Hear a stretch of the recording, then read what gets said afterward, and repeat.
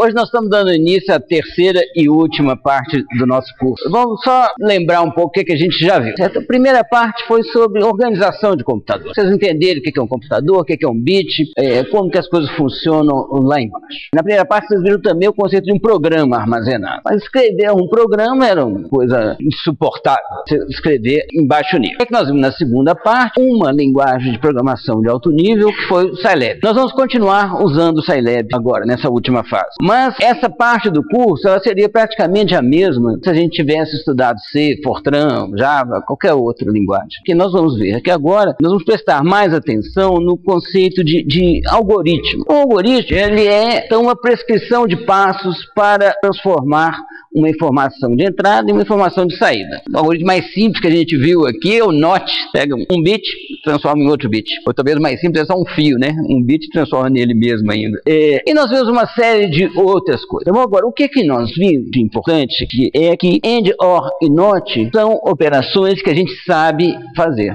Nós sabemos fazer no papel e a gente sabe construir isso com transistores. Bom, então elas são operações garantidamente realizáveis. Nós vimos também que compondo essas operações a gente consegue fazer um monte de coisas, sabe? A gente consegue fazer um tantão de coisas. E é isso que aí que vem a ideia do algoritmo, que tem a definição recursiva. Bom, recursividade é uma ideia que nós vamos explorar bastante nessa terceira parte aqui. Então, o que é um algoritmo, gente? Ele é uma prescrição de passos que você garantidamente consegue realizar, ou um algoritmo, um outro algoritmo, tá bom? Esse outro algoritmo, ele tem que ser uma prescrição de passos que consegue realizar, ou pode prescrever também um outro algoritmo, mas alguma hora isso tem que acabar, tá bom? Você tem que parar e tem que ter uma composição final de passos garantidamente realizáveis. Bom, o que é um programa? Então, agora, como é que você descreve um algoritmo? Gente, você fala um algoritmo, você descreve um método, nós vamos hoje aqui falar sobre alguns algoritmos, e são coisas que transcendem o que é um programa. Agora, um programa é também uma forma de descrever um algoritmo. Bom, só que ele já está mapeado em uma linguagem específica. Então, ou seja, um programa é uma concretização de um algoritmo em uma linguagem executável.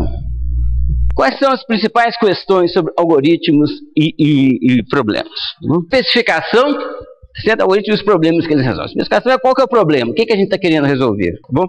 Correção é o seguinte, eu já tenho um problema, eu tenho um algoritmo, esse algoritmo resolve mesmo esse problema? Ele está correto? Tá bom? Com a experiência que vocês já têm aí, você faz o algoritmo, você acha que está resolvendo, mas não está resolvendo. Tá bom? A gente erra, né? Na hora de fazer o algoritmo. E a outra questão é eficiência. Tá bom? Em quanto tempo que você resolve esse problema? Bom, ou seja, em quantas etapas elementares que o seu algoritmo vai tomar para resolver esse problema.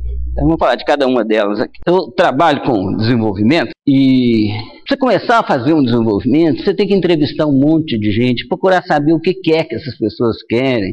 As pessoas não são especialistas da sua área e você não é especialista na área delas. Sabe? Então você quer fazer um programa para biólogo, você não entende nada de biologia e eles não entendem nada de computação. Então você tem uma diferença de vocabulário, de conceitos, tá certo? Que você precisa vencer para você conseguir chegar numa especificação. Normalmente a especificação, gente, é a parte mais cara de um projeto, ela é a mais demorada. Bom? E tem consequências gravíssimas se for mal feita. Certo? Você passa um ano desenvolvendo um sistema, tá bom? Um ano pagando salário de 10 analistas, mais um monte de outras despesas, quando você chega no fim, a especificação não estava correta, aquilo que você produziu não resolve o problema do seu cliente. Tá bom? Existem muitas e muitas técnicas, existem áreas da computação, são parte do que se chama de engenharia de software, chama elicitação de requisitos, consiste exatamente, são metodologias, técnicas de entrevista e depois técnicas de captura de requisitos e de acompanhamento de requisitos. Tá bom? Para cada requisito você faz um teste para ele, para ver se ele foi efetivamente atendido pela especificação final. Você tem elementos para discutir com o seu cliente depois, não era isso, mas olha aqui, tem isso e aquilo. Então é uma coisa importantíssima que não é o objeto do nosso curso. Tá bom? Então, pelo fato de nós aqui não dedicarmos praticamente atenção nenhuma à especificação, nós vamos procurar trabalhar com problemas com a especificação mais simples possível. Não se iludam, que pelo fato da gente aqui não dar espaço para a especificação, que a gente não dá importância para a especificação. É importantíssimo. Se vocês forem fazer um programa um pouquinho maior, gente, dediquem bastante esforço e atenção à especificação. Mas não é nesse curso aqui que a gente vai aprender a fazer boas especificações. Aí, muito bem, você tem um problema, você tem um algoritmo, será que ele atende mesmo, que ele resolve mesmo o problema que ele diz que resolve? Você tem técnicas de prova, você prova como se prova o teorema de Pitágoras, como se prova uma série de outras coisas, tá certo? que você consegue fazer com um modelo formal de algoritmos, e que, entretanto, são técnicas que só se aplicam a algoritmos pequenos. Você cresceu um pouquinho, você tem dificuldades para provar a correção. Mas às vezes você não prova, entendeu? Mas uma prova é um argumento formal a respeito de uma afirmativa. E a gente continua dando esses argumentos. Os argumentos a gente usa assim. Tá? Você defende a sua solução. E você também testa. Você testa e com o teste você pode descobrir erros. Tá bom? Vocês já testaram alguns programas, vocês podem ter descoberto erros com os testes. Mas é importante perceber que um teste ele só serve para você detectar a presença de erros. A ausência não. Certa ausência você precisa de uma argumentação um pouco maior. Vamos ver esse exemplo aqui, gente, do nosso velho somador aqui, tá bom? Uma transformação de informação. Como que é esse circuito aqui, gente? Aqui está um somador de 4 bits, tá bom? Mas vamos pensar num somador de 16 bits. O somador de 16 bits, de 32 bits, tá bom? Você tem 2 elevado a 64 casos de teste para você testar. Então você está comprando, chegou um sujeito, você estou vendendo o somador aqui, você quer comprar? Quero ver se ele funciona. Deixa eu testar. Como é que você vai testar 2 elevado a 64 casos? Não tem jeito, tá bom? Estou falando aqui de milhões de séculos, sabe? Não tem jeito. Agora, o cara pode te argumentar. Não, pera lá, vou te convencer que o meu algoritmo aqui funciona.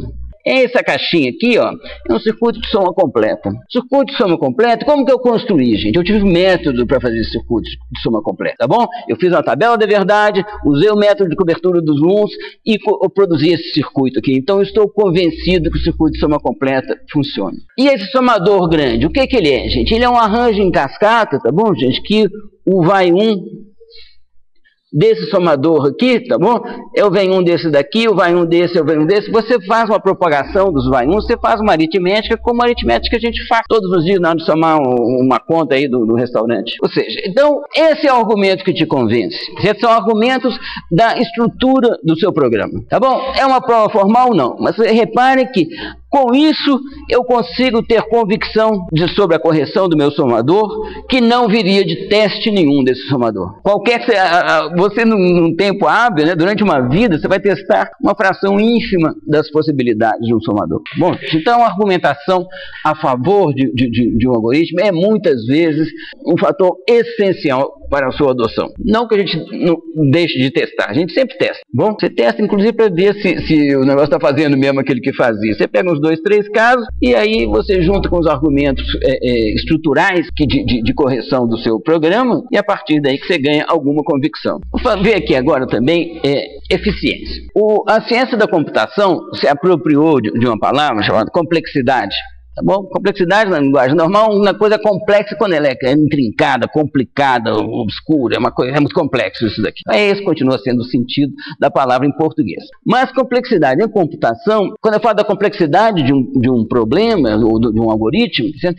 Eu estou falando de uma função, certo? Que me indica qual vai ser o gasto em tempo desse programa para uma dada entrada.